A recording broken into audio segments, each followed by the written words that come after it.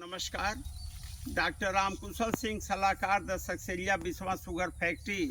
आज हम राम लखन जी के CO 0118 गन्ने की पेड़ी में खड़े हैं। जो आप देख लीजिए, राम लखन जी अपना भी हाथ ऊपर करिए, पूरा दोनों हाथ ऊपर करिए आप सब लोग। इसका मतलब ये है कि ये जो पेड़ी की सप्लाई की गई है मार्च में, और ये जून का महीना है। गन्ने की लंबाई आप देख लें, गन्ने में संख्या देख लें। लोग कहते हैं कि 118 में गन्ने नहीं बनते, और किल्ला देखिए राम लखन जी, इतना किल्ला कैसे मिला?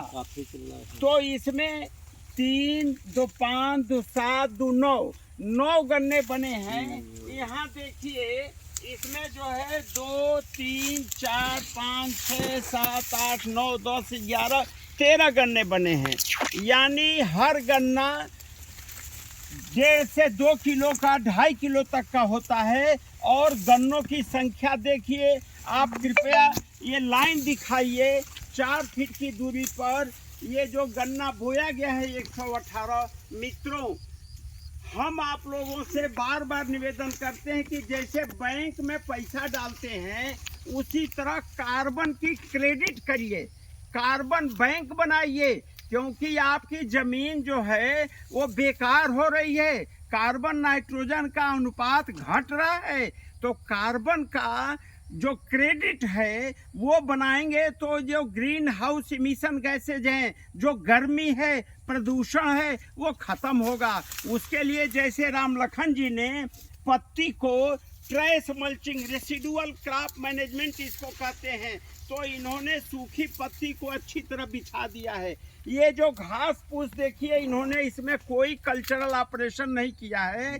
तो जब आप केवल पत्ती बिछा करके गन्ना को छोड़ देंगे तो कार्बन की मात्रा अपने आप बढ़ेगी। क्योंकि बार बार जुताई करने से, पानी ज़्यादा लगाने से कार्बन की मात्रा कम हो जाती है।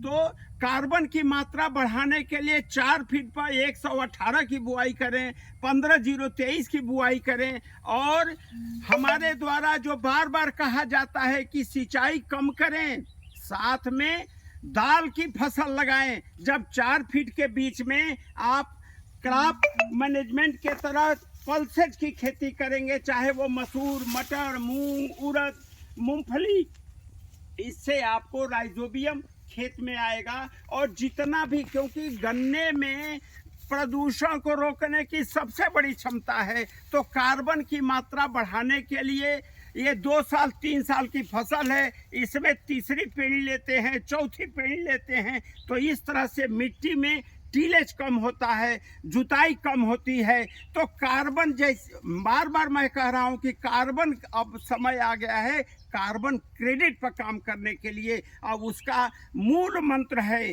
गन्ना बोइए, 4 फीट 5 फीट की दूरी पर बोइए, गन्ने में सूखी पत्ती बिछाइए और दाल की खेती करिए।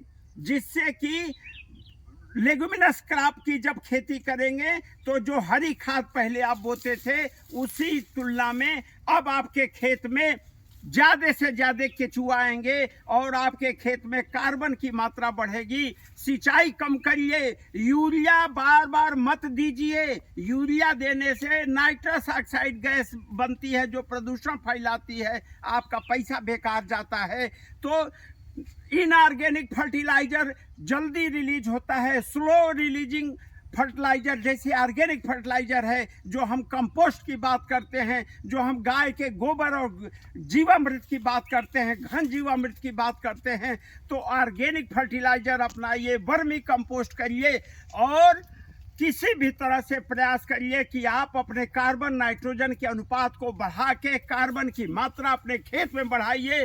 प्रदेश में, अपने गांव में प्रदूषण को नियंत्रित करिए, गर्मी को कम करिए, और देश का कल्याण हो। इसी के साथ जय हिंद, जय भारत।